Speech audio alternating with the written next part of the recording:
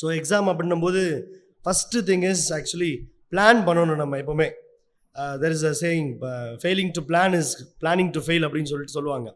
முதலாவதாக நம்ம பிளான் பண்ணணும். இப்போ ஒரு நாள் எந்திரிக்கிறோம், காலையில் எந்திரிக்கிறதுலேருந்து நைட்டு தூங்குற வரைக்கும் ஒரு கம்ப்ளீட் ஷெட்யூல் நீங்கள் என்ன பண்ணணும், ஒரு எழுதி வைக்கணும். நம்ம வந்து மனசில் நினச்சிருப்போம், அல்லது சிலர் சொல்லுவாங்க அதை கேட்டிருப்போம்.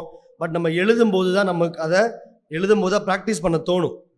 அது ஒரு நோட்டு போட்டு அல்லது ஒரு ஷீட் எடுத்து காலையில் இப்போ 4:30 எந்திரிக்கிறீங்க அப்படின்னா 4:30 எந்திரிக்கிறது. ஸோ வேக்கப் 4:30 to 4:30, அப்புறம் ஃப்ரெஷ்அப் ஆகிட்டு ஒரு 4:15 ஒரு 5 o'clock வரைக்கும் ஒரு 15 நிமிஷம் பைபிள் படித்து ப்ரேயர் பண்ணுறது. 5 o'clock ஒரு 7 o'clock வரைக்கும் படிக்கிறது. ஸோ டைமை எழுதுங்க. 5 to 7 எந்த பர்டிகுலர் சப்ஜெக்ட் உங்களுக்கு கஷ்டமாக இருக்குமோ, ஏன்னா மார்னிங் டைம் வந்து சுற்றி எல்லாம் அமைதியாக இருக்கும். அந்த டைம் படிக்கிறது வந்து உங்களுக்கு கண்டிப்பாக நிறைய ஞாபகத்தில் இருக்கும். ஸோ அதனால் மார்னிங் டைமில் எது கஷ்டமான போர்ஷன் எதுவோ உங்களுக்கு அதை எடுத்து படிங்க மார்னிங் டைம் எப்போவுமே. ஸோ சப்ஜெக்டை மட்டும் எழுதாம physics or mathematics or chemistry அப்படி எழுதாமல் என்ன போர்ஷன்ஸ் படிக்க போகிறீங்கன்றதை எழுதுங்க. ஸோ எழுதும்போது that will be more helpful for you to study well. So அதுக்கப்புறம் ஸ்கூலுக்கு கிளம்பி வர்றதோ, so school during the day ஸ்கூலில் இருக்கீங்க, அதுக்கப்புறம் மறுபடியும் வீட்டுக்கு போகும்போது சாயங்காலம் எப்போவுமே ஸ்கூல் முடிச்சுட்டு 3:40 அல்லது 4 o'clock ஸ்கூல் முடியுது அப்படின்னா ஒரு அரை மணி நேரம் உங்களுக்கு விளையாடுறதுக்குரிய ஒரு டைமை உருவாக்கிக்கோங்க. விளையாடுறதுக்குரியது அப்படின்னா மொபைல் எடுத்துகிட்டு விளையாடுறது இல்லை, கிரவுண்டில் போயிட்டு ஸ்வெட் ஆகணும், வேர்க்கணும். உங்களுக்கு physical exercise is very very important. அந்த ஃப்ரெஷ்னஸ் அதுதான் கொடுக்கும் உங்களுக்கு அடுத்த ஸ்டடி ஆரம்பிக்கிறதுக்கு. அதில் விளையாடுறதுக்குரிய ஒரு ஆப்பர்ச்சுனிட்டி உங்களுக்கு கிடைக்கல அப்படின்னா சில எக்ஸசைஸ் செய்கிறதோ, உங்கள் வீட்டிலையே ஏதாவது எக்ஸசைஸ் செய்கிறதோ, something you have to do it for your physique. அப்போ தான் அந்த மைண்டு உங்களுக்கு ஃப்ரெஷ்ஷாக இருக்கும். அதுக்கப்புறம் குளிச்சுட்டு ஸ்நாக்ஸ் சாப்பிட்டுட்டு அதுக்கப்புறம் again you have to sit. ஒரு 5:30 மணிக்கு 6 மணிக்கு உட்காடுறீங்க அப்படின்னா 6 மணிலேருந்து ஒரு 8:30 மணிக்கு 2.5 மணி நேரம் சாலிடாக உட்காரணும். அப்பையும் ஃப்ரெஷ்ஷாக தான் இருப்பீங்க. அப்பையும் என்ன கஷ்டமான சப்ஜெக்ட் உங்களுக்கு இருக்குதோ அதை எழுதி வச்சுக்கோங்க. அந்த டைமில் அதை படிங்க. அதுக்கப்புறம் ஒரு 1/2 hour பேரண்ட்ஸ் கூட, இப்போலாம் வந்து பெற்றோர் கூட நம்ம பெருசாக நேரம் செலவழிக்கிறது கிடையாது. பெற்றோர் கூட சரி, நம்ம கூட பிறந்தவங்க கூட சரி நேரம் அதிகமாக செலவழிக்கிறது கிடையாது. ஒன்று பெற்றோர் வேலைன்னு சொல்லி போயிடுறாங்க, அல்லது நம்மளும் ஃபோனுன்னு உட்காந்துடுறோம். சிலர் டியூஷன் பேரண்ட்ஸ் நிறைய பேர் டியூஷன் அனுப்பி விடுவாங்க. ஸோ அந்த மாதிரி இருக்கிறதுனால வீட்டில் நம்மளுடைய உறவினர்கள் கூடிய செலவழிக்கக்கூடிய நேரம் வந்து நமக்கு ரொம்ப ரொம்ப குறைவு. அதுவும் நம்ம என்ன செய்யணும். ஒரு அரை மணி நேரம் அப்பா அம்மா கூடவோ அல்லது கூட பிறந்தவங்க கூட உட்காந்து ஒரு நேரத்தை நீங்கள் செலவழிக்கணும். அதுக்கப்புறமா ஃபேமிலி ப்ரேயர் இருக்கும். ஃபேமிலி ப்ரேயர் பண்ணிவிட்டு தென் சாப்பிட்டுட்டு தென் அகெயின் ஒரு 45 minutes அல்லது ஒரு 1 hour கண்டிப்பாக உட்காந்து படிக்கணும். அந்த 1 hour வந்து நீங்கள் கஷ்டமான போர்ஷனை சூஸ் பண்ணக்கூடாது. 1 mark அல்லது இது உங்களுக்கு ஈஸியாக இருக்குதோ, அல்லது ஏற்கனவே அன்றைக்கி ஃபுல்லாக படித்ததை ரிவைஸ் பண்ணுறதுக்குரிய ஒரு நேரமாக கூட நீங்கள் எடுத்துக்கலாம். ஓகே, ஸோ 1 mark படிக்கலாம், அல்லது ரிவிஷனுக்குரிய நேரமாக எடுத்துக்கலாம். அந்த 1 hour 10:30 மணி மேக்ஸிமம் 10 இருந்தால் இன்னும் நல்லது. அந்த 10:30க்கு மேலே நீங்கள் தயவுசெய்து எடுத்துகிட்டு போகாமல் இருந்தால் ரொம்ப ரொம்ப நல்லது. ஏன்னா நிறைய பேர் என் பேரண்ட்ஸ்லாம் சொல்லுவாங்க 2 மணி வரைக்கும் படிக்கிறான் சார், 3 மணி வரைக்கும் படிக்கிறான் சார் அப்படின்னு சொல்லுவாங்க. அது எந்த வகையிலையும் உங்களுக்கு உபயோகமாக இருக்கவே இருக்காது. அந்த நேரத்தில் உங்களுக்கு எல்லாம் மண்டைக்குள்ளே போன மாதிரி, மூளைக்குள்ளே போன மாதிரி இருக்கும், ஞாபகம் இருக்கிற மாதிரி இருக்கும். ஆனால் அது கண்டிப்பாக அது வந்து உபயோகமாக இருக்குமா அப்படின்றது சான்ஸே கிடையாது. எனக்கு ஏன்னா சில பேரண்ட்ஸ் சொல்லுவாங்க, அந்த பையன்லாம் வந்து அவங்க கிளாஸ் எழில் நாராயணன் இருக்காங்க, அவங்க அம்மா சொல்லுவாங்க சார் 12:30 வரைக்கும் படிக்கிறான் சார், 1 மணி வரைக்கும் படிக்கிறான் சார் அப்படின்னு சொல்லுவாங்க. ஆனால் அதோடைய அவுட்புட் அவனோட எக்ஸாம் ரிசல்ட்டில் இருக்குதா அப்படின்னு பார்த்தா கிடையாது. நானே பர்சனலாக எக்ஸ்பீரியன்ஸ் பண்ணியிருக்கேன். காலேஜ் படிக்கும்போது ஹாஸ்டலில் படிக்கும்போது ரூம்ஸ் லைட்லாம் ஆஃப் பண்ணிடுவாங்க 10:30 மணிக்கு மேலே. அப்போ அடுத்த நாள் எங்களுக்கு சிஏ எக்ஸாமு. என்னோடய ஃப்ரெண்டு வராண்டா லைட் மட்டும் எரியும். என்னோடய ஃப்ரெண்டு ஒருத்தவன் ஒரு நைட்டு 12:30 மணி இருக்கும் நினைக்கிறேன், நைட் தண்ணி குடிக்கிறதுக்காக கீழே வரும்போது என் ஃப்ரெண்டு படிச்சுட்டு இருந்தான் உட்காந்து. அவன் படிக்கிறத பார்த்தோன்னா எனக்கு ஒரு ஆசை வந்துருச்சு, நம்மளும் போய் படிக்கலாம் அப்படின்னு சொல்லிட்டு. ஸோ வேகமாக புக்கெல்லாம் எடுத்துகிட்டு வந்து நானும் உட்காந்து படிச்சுட்டு இருந்தேன். படித்தோடனே ஒரு பெரிய ஒரு திருப்தி இருந்துச்சு மனசில் எனக்கு. அப்போ படிச்சிட்டோம், ஃபிசிக்ஸ் எக்ஸாம் ஆக்சுவலி அது படித்தாச்சு, அப்போ நாளைக்கு காலைல சூப்பராக எக்ஸாம் எழுத போகிறோம் அப்படின்னு சொல்லி ரொம்ப திருப்தியாக இருந்துச்சு எனக்கு. அப்போ அடுத்த நாள் எக்ஸாமில் கொஸ்டின் பேப்பரை பார்த்தோம், அதே கொஸ்டின்ஸ்லாம் வந்துருந்துச்சு. பட் எனக்கு ஆன்சர்ஸ் எதுவுமே பெருசாக ஞாபகத்துக்கே வரல, அவ்வளோவா ஞாபகத்துக்கு வரல. அப்போ தான் தெரிஞ்சிச்சு இது மாதிரி நைட்டு வந்து நம்ம பெருசாக படிக்கக்கூடாது அப்படின்றது. ஸோ அதனால் 10:30 மணிக்கு மேலே படிக்கிறது தயவுசெய்து அவாய்ட் பண்ணுங்கள். 10 மணி கூட ஓகே, 10 மணியோட முடிக்க ட்ரை பண்ணுங்கள். வேறு அப்பா அம்மா நம்மளை ஏதாவது திட்டுவாங்க நம்மளால படிக்கல அப்படின்னா, அல்லது பக்கத்து இருக்கார பையன் படிச்சுட்டு இருப்பான் 11 மணி வரைக்கும், பாரு அந்த பிள்ளையை பாரு இவ்வளோ படிச்சுட்டு இருக்குப்பா, நீ தான் இருக்கிறியா அப்படின்னு பேரண்ட்ஸ் சொல்லுவாங்க. அதுக்காகலாம் படிக்காதீங்க தயவுசெய்து. இது உங்கள் லைஃபு, உங்களுடைய கெப்பாசிட்டி என்ன உங்களுக்கு தெரியும், உங்களுடைய இன்டேக் கெப்பாசிட்டி தெரியும் உங்களுக்கு எவ்வளோ நம்மளால் முடியும் அப்படின்றது. அதே போல் நைட் தயவுசெய்து இந்த நாட்கள் அட்லீஸ்ட் எக்ஸாம் டேஸ்லையாவது மொபைல் ஃபோன் யூஸ் பண்ணக்கூடிய பழக்கம் உங்களுக்கு அதிகமாக இருந்துச்சு அப்படின்னா அதை கொஞ்சம் ஓரமாக வச்சுருங்க. எல்லாரும் சொல்கிற அட்வைஸ் தான் இது, மொபைல் யூஸ் பண்ணாத மொபைல், அதே தான் நானும் சொல்கிறேன்னு நினச்சிக்காதீங்க. ஏன்னா மொபைல் ஃபோனுடைய அந்த ஒரு தாக்கம் வந்து பார்த்தீங்கன்னா ரொம்ப ஒரு பெரிய ஒரு ஆபத்துக்குள்ளான ஒரு தாக்கம் அது ஆக்சுவலி. ஆனால் அந்த மொபைல் ஃபோனை வந்து ஹேண்டில் பண்ணுறத அதிக அளவு குறைச்சிக்கோங்க. இன்னொன்று, அதில் தான் படிப்பான்னு சொல்லுவான் பையன். அப்பா அம்மா அவன் சொல்லுவாங்க எங்கிட்ட, சார் அதில் தான் சார் படிக்கிறான், அவன் மொபைல்லேயே உட்காந்துக்கிறான் சார். அவன் என்ன சொல்லுவான், நான் அதில் தான் படிக்கிறேன், அதில் தான் நோட்ஸ் அனுப்புகிறாங்க, அதில் யூடியூப்பில் இருக்குது, அதை பார்த்தா நான் படிக்கிறேன்னு அவனும் சொல்லுவான். சில பெற்றோருக்கு ஓகே பிள்ளை வந்து படிச்சுட்டு இருக்கிறான் அப்படின்ற ஒரு சந்தோஷம் இருக்கும். ஆனால் ரிசல்ட் வந்த பிறகு தெரியும் மார்க் கம்மியாக இருந்திருக்கும். அப்போது சார் படிச்சுட்டே தான் சார் இருந்தான், எந்த நேரம் பார்த்தாலும் மொபைல் தான் வச்சுட்டு இருந்தான், எப்போல்லாம் கேட்குறோன்னா அப்போல்லாம் படிக்கிறேன் தான் சொல்கிறான், ஆனால் மார்க் வரல அப்படின்னும் போது இந்த மொபைல் ஃபோன் வந்து பார்த்தீங்கன்னா உங்களுக்கு பெரிய அளவுக்கு ரொம்ப பெரிய ரிசல்ட்லாம் கொடுத்துடாது. சம்டைம்ஸ் யூடியூப் சேனலில் பார்ப்பீங்க, மேக்ஸு கிளாஸில் சார் சொல்லி கொடுத்து புரிஞ்சிருக்காது. எத்தனை பேர் அதை பார்க்குறீங்க? யாரும் இல்லையா? ஓகே. அதனால் என்னென்னா அதில் பார்த்து நீங்கள் உட்காந்து படிக்கிறதுனால உங்கள் நேரம் கண்ணு கொஞ்ச நேரம் தாங்கும். நம்ம நேரம் ஃபுல்லாக மொபைலில் உட்காந்துட்டு இருந்தோம் அப்படின்னா உங்களால் அதில் கான்சன்ட்ரேஷன் அதிகமாக வைக்க முடியாது. அப்போ கண் எரிச்சல் வரும், அதனால் பாடி ஹீட் ஆகும், அதனால் வயிறு வலி வரும், ஸ்கூலுக்கு போக முடியாது, எல்லா பிரச்சனைகளும் வரும். ஆனால் மொபைலை கொஞ்சம் ஓரமாக வச்சுருங்க. மேக்ஸிமம் ஒரு ½ hour. அது டவுட்ஸ் ஏதாவது வந்து திடீர்னு வருது அப்படின்னா அதை நோட் பண்ணி வச்சுக்கோங்க. ஒரு ½ hour டைம் எடுத்துக்கோங்க. அந்த டைமில் maybe you can go and refer YouTube or whatever Googles or whatever maybe. ஆனால் அந்த ஒரு ½ hour அதை ரெஃபர் பண்ணுறதா பாருங்க. Throughout the study, throughout the thing வந்து நீங்கள் மொபைல் ஃபோனை பார்த்து தான் படிக்கணுன்ற ஒரு இதை வந்து அவாய்ட் பண்ணிக்கோங்க தயவு செய்து. ஸோ அதனால் first thing is plan well, make a schedule, எழுதுங்க. இந்த டைமில் 6:30 to 8 o'clock வரைக்கும் நான் இந்த இது படிக்க போகிறேன், அப்புறம் 8:30 to 10 எது பண்ண போகிறீங்களோ அதை முன்னாடியே பிளான் பண்ணிடுங்க தயவு செய்து. அதை பிளான் பண்ணும்போது கண்டிப்பாக அதை அச்சீவ் பண்ணக்கூடிய ஒரு மனப்பக்கம் நமக்கு வரும். அது நம்மளால் முடியாது, கடவுளால் முடியும். So before you start your study pray பண்ணிக்கோ. ஒரு 5 நிமிஷம் ப்ரே பண்ணிவிட்டு தென் யூ ஸ்டார்ட். கண்டிப்பாக God will guide you, God will help you, God will direct you. கடவுளை ஓரமாக வச்சுட்டு நம்ம போயிடலாமா அப்படின்னா அது சாத்தியமில்லாத ஒரு விஷயம். So give priority, give prayer importance to God. Then அதுக்கப்புறம் உங்கள் மேலே நம்பிக்கை. குதிரை யுத்த நாளுக்கு ஆயத்தமாக்கப்படும், ஜெயமோ கர்த்தரால் வரும். ஸோ நம்ம வந்து இந்த ஆயத்தமாக வேண்டியது இதில் நம்மளுடைய கடமை. ஓகே. அதனால் 24 மணி நேரமும் ப்ரேயர் பண்ணிகிட்டே இருந்து 24 நேரம் பைபிள் மட்டும் படிச்சுட்டு இருந்தால் நம்ம பரிச்சை எழுத முடியுமா? ஒழுங்கா கிடையவே கிடையாது. ஸோ ஆயத்தமாக வேண்டியது உங்களுடைய கடமை. உங்களை ஆயத்தமாக்க வேண்டியது ஆசிரியர்கள், பெற்றோர்கள், எங்களுடைய கடமை. நீங்கள் தான் ஆயத்தமாகணும். பட் அல்டிமேட் கடைசி விக்டரி வந்து பார்த்தீங்கன்னா அது கடவுளுடையது, கடவுள் கொடுக்கக்கூடியது. ஸோ அதே போல் பிள்ளைங்க வந்து மார்க் கம்மியாக எடுத்தால் அது காரணம் பெற்றோர்களும் தான். அதனால் பிள்ளைங்களும் ப்ளேம் பண்ணக்கூடாது. பிள்ளைங்க அதிகமாக மார்க் எடுத்தாலும் காரணம் பெற்றோர்கள் தான். ஸோ பங்கு வந்து மாணவர்களுக்கும் இருக்குது, பெற்றோர்களுக்கும் இருக்குது. ஸோ அதனால் எக்ஸாமை குறித்த பயம் வந்து உங்களுக்கு வேண்டாம். பேப்பர் வேல்யூஷன்லாம் நல்லா, அதனால் ப்ரே பண்ணணும். எப்போ எக்ஸாம் ஆரம்பிக்கிறதுலேருந்து கடைசி ரிசல்ட் வர வரைக்கும் யாருக்காக ப்ரே பண்ணணும்? பேப்பர் திருத்துறவங்களுக்காக ப்ரே பண்ணணும். அவங்க சந்தோஷமாக வரணும்.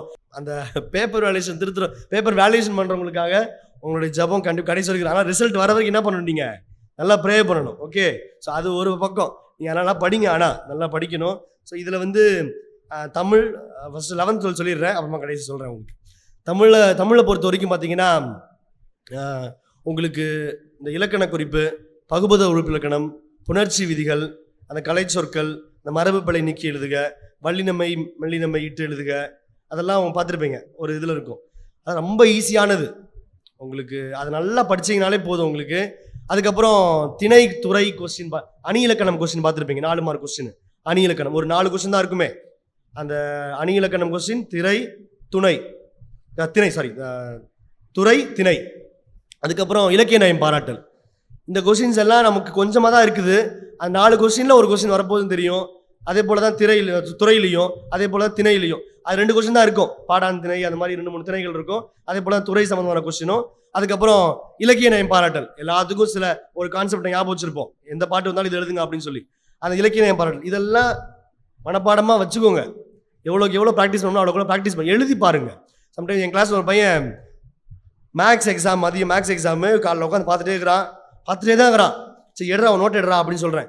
வீட்டில் எழுதி பார்த்தலாம் எடுறா அப்படின்னு சொல்லும்போது இதை பார்க்குறேன் சார் அப்படின்றான். சரி எழுதி பார்த்தது காமி எனக்கு அப்படின்னு சொன்னால் திருப்புறான் எங்கேயுமே எழுதியே பார்க்கலாம் அவன். கேட்டால் படிச்சிட்டேன் சார். தயவுசெய்து ஒன்று புரிஞ்சுக்கோங்க, உங்களுக்கு மனப்பாடம் பண்ணும்போது அல்லது நீங்கள் மற்றவங்க சொல்லும்போது புரிஞ்ச மாதிரி இருக்கலாம், உங்கள் மண்டையில் ஆன்சர் சேர்ந்த மாதிரி இருக்கலாம், ஆனால் அது எழுதும் போது தான் தெரியும் உங்களுக்கு ஆன்சர் வருதா அப்படின்றது. ஸோ அதனால் எழுதி பாருங்கள். படிக்கும்போதே முறை படிக்கும்போதே படித்து எழுதி பார்க்குறது ஒரு விதமான இதாக இருந்தாலும் எழுதி பார்த்துட்டே படிங்க. ஒரு 2 முறை 3 முறை பார்த்தே எழுதுங்க. 4வது முறை ஆட்டோமேட்டிக்காக உங்களுக்கு அது மண்டையில் போய் உட்காந்துரும். ஸோ எழுத்து பயிற்சி அப்படின்றது மிக மிக மிக முக்கியமான ஒரு விஷயம். அதுவும் கையெழுத்துலாம் அழகாக இருந்துச்சு அப்படின்னா என்ன எழுதினாலும் மார்க் போடுற மாதிரி தான் இருக்குது கையெழுத்துல அழகாக இருக்கும்போது. ஆனால் நல்லா எழுதி ப்ராக்டிஸ் பண்ணுங்கள். தமிழை பொறுத்த வரைக்கும் இங்கிலீஷை பொறுத்த வரைக்கும் இந்த ஸ்பெல்லிங் மிஸ்டேக் எல்லாம் தமிழ்லாம் ஸ்பெல்லிங் மிஸ்டேக் தமிழில் பொறுத்த வரைக்கும் நம்ம துணைப்பாடம் கதையை கேட்டிருப்போம் அல்லது பாடத்தில் அந்த கதையெல்லாம் தெரியும் நமக்கு, அதை வச்சு நம்ம ஓனாக எழுதுவோம். அங்கே ஸ்பெல்லிங் மிஸ்டேக் மட்டும் இல்லாமல் பார்த்துக்கோங்க. ஸ்பெல்லிங் மிஸ்டேக் மட்டும் இல்லாமல் இருந்துச்சு அப்படின்னா நமக்கு மேக்ஸிமம் மார்க்ஸ் நமக்கு கிடைக்கும்.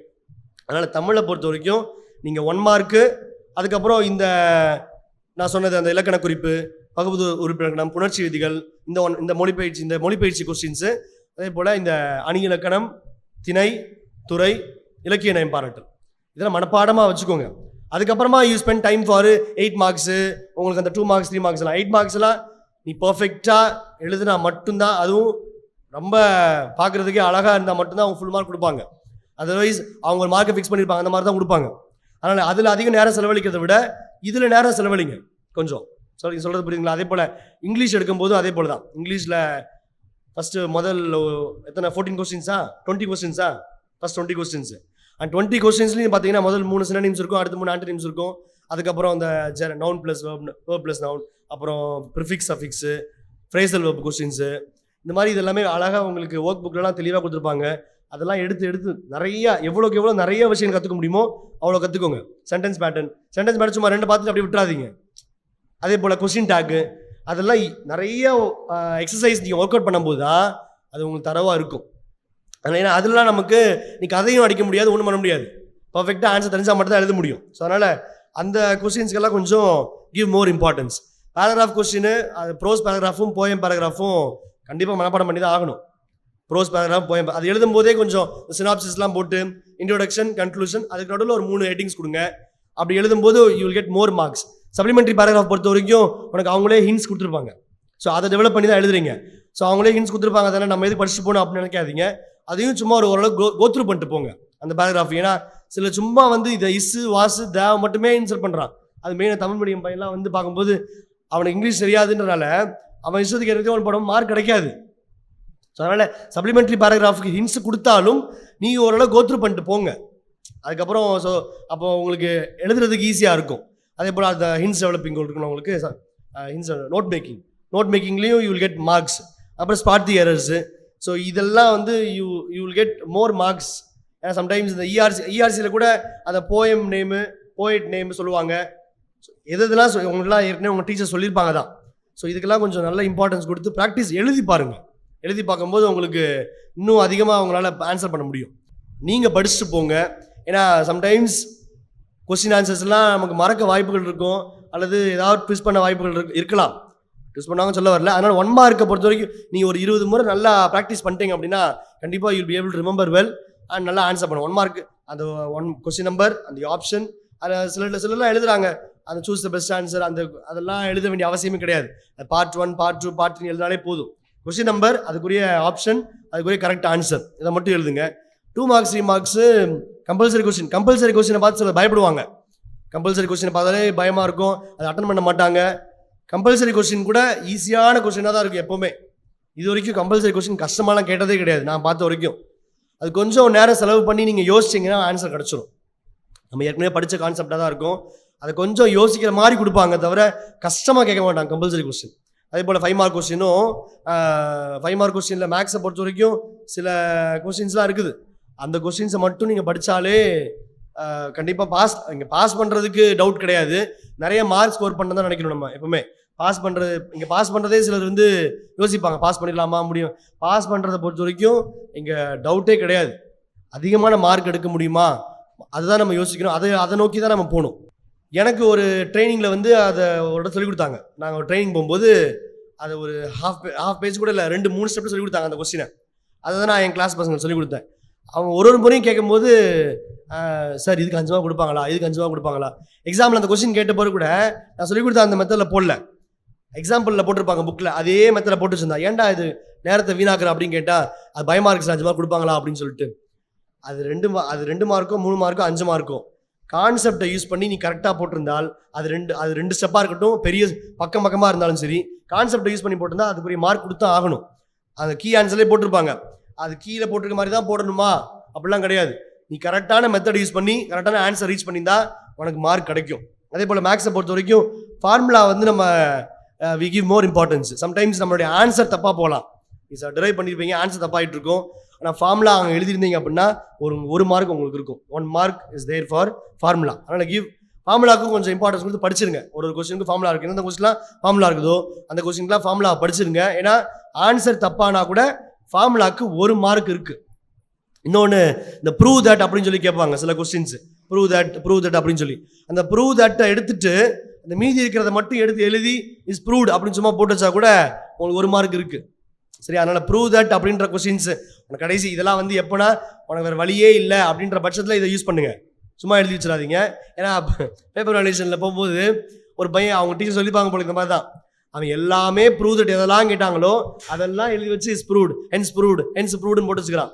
பட் வி கேவ் மார்க்ஸ் 1 மார்க்லாம் எல்லாத்துக்கும் கொடுத்து அவன் பாஸ் பண்ணான் அந்த பையன். சரிக்கும் ஒரு சில டீச்சர்ஸ்க்கு அதை பார்த்துட்டு எதுவுமே எழுதலை, இவனுக்கு எதுக்கு மார்க் கொடுக்கணும் அப்படின்னு சொல்லி யோசிப்பாங்க. பட் போகட்டும் பாவம் அப்படின்னு சொல்லி ஒரு மார்க் கொடுத்துருவாங்க சில டீச்சர்ஸ் இல்லை, கொடுத்து தான் ஆகணும். அது கீ ஆன்சர்லேயே வந்து அதுக்கு 1 மார்க் மென்ஷன் பண்ணியிருப்பாங்க. அதனால் அது ஆப்ஷன்லாம் நம்ம கண்டிப்பாக கொடுத்தா ஆகணும். அதனால் அந்த உனக்கு கொஸ்டினே தெரியாத ஆன்சரே தெரியாத பட்சத்தில் அந்த மாதிரி ட்ரை பண்ணுங்கள். And never leave any questions unattended. எந்த கொஸ்டினையுமே அட்டன் பண்ணாமல் விட்டு வந்துடாதீங்க. எல்லா கொஸ்டினுக்கும் ஆன்சர் பண்ணு, ஏதோ ஒன்று ஆன்சர் பண்ணு, அது சம்மந்தமாக ஏதாவது ஒன்று எழுதி வைங்க. எந்த கொஸ்டினும் விடாதீங்க. இப்போ எங்கள் சார் சொன்னார், காமர்ஸ் சார் சொன்னார், நான் கேட்டேன் அவர்கிட்ட காமர்ஸில் எப்படி சார் சென்டம் எடுக்கிறது, சென்டம் எப்படி தர்றாங்க அப்படின்னு நான் கேட்டேன். ஏன்னா மேக்ஸில் சென்டம் எடுக்க முடியாது, சென்டம் எடுக்கிறது ரொம்ப கஷ்டப்படுறோம் நாங்களாம். ஆனால் காமர்ஸில் ஈஸியாக 6000 பேர் 5000 பேர் 10000 பேர் சென்டம் எடுத்து போயிடுறாங்க.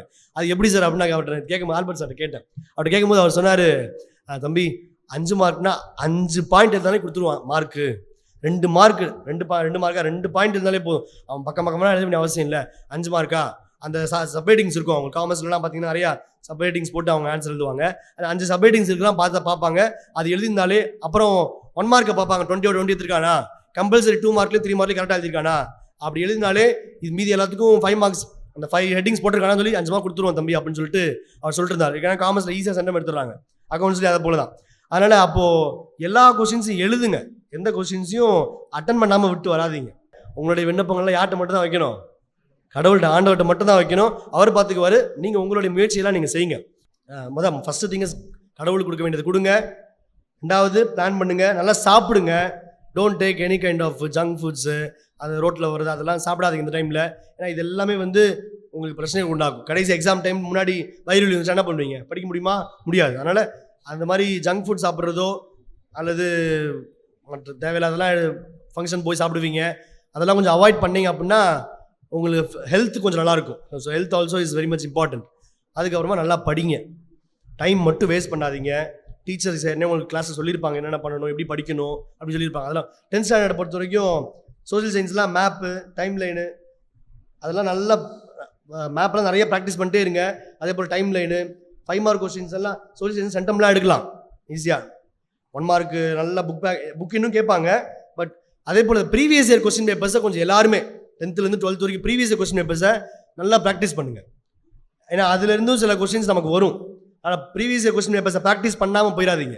மெயினாக கம்பல்சரி கொஸ்டின்ஸ் கூட மேக்ஸ்லாம் உங்களுக்கு கிராஃபு, ஜாமெட்ரி நல்லா ப்ராக்டிஸ் பண்ணுங்கள். அது சம்டைம்ஸ் நமக்கு எது ஈஸியாக தோணுமோ, ஈஸியாக இருந்திருக்குமோ அதை க்ரியேட்டிவாக கேட்பாங்க. ஆனால் க்ரியேட்டிவாக கேட்டாங்க அந்த கொஸ்டின் புக்கில் எழுதி விட்டுறாதீங்க, ஈஸியாக தான் இருக்கும். அது ஏற்கனவே உங்களுக்கு தெரிஞ்ச மெத்தடாக தான் இருக்கும். அதில் எவ்வளோக்கு எவ்வளோ கான்செப்ட்ஸை கிளியர் ஆக முடியுமோ அவ்வளோ கான்செப்ட்ஸில் கிளியர் ஆகிக்கோங்க. அப்போ தான் எந்த கொஸ்டின் கேட்டாலும் உங்களால் ஆன்சர் பண்ண முடியும். சொல்லுது புரியுதுங்களா? ப்ரீவியஸ் இயர் கொஸ்டின் பேப்பர்ஸ் எல்லாம் எடுங்க, எல்லாம் எடுத்து அதில் இருக்கிறத மட்டுமே நல்லா படித்தாலே you will score more marks. இப்போ 1 மார்க்கு 15 கொஸ்டினில் வந்து ஒரு 7 கொஸ்டின் 6 கொஸ்டின் கிட்ட புக்கின் கேட்குறாங்க அப்படின்னும்போது அந்த புக்கின் கேட்ட கொஸ்டின்ஸ் எல்லாம் ப்ரீவியஸ் கொஸ்டின் பேப்பரில் இருக்கும். அதெல்லாம் எடுத்து பாருங்கள். ஏன்னா ப்ரீவியஸ் இயர் கொஸ்டின் பேப்பர் ஒரு time exam question paper exam முடிச்சோன்னே அந்த அனாலிசிஸ் கொடுப்பாங்க. அந்த அனாலிசிஸில் பார்த்தீங்கன்னா ப்ரீவியஸ் இயர் கொஸ்டின்ஸ் நிறையா இருக்குது அதில். அதில் ப்ரீவியஸ் இயர் கொஸ்டின் பேப்பர்ஸு உங்களுக்கு உங்கள் ஸ்கூலில் நடந்த எக்ஸாம்ஸு கவர்மெண்ட்டில் நடத்தின எக்ஸாம்ஸ் எல்லா கொஸ்டின் பேப்பர்ஸையும் வாங்கி ரிவைஸ் பண்ணுங்கள். Then you'll be able to score better. Okay, so I thank Pastor and Sir for this opportunity. Thank you everybody.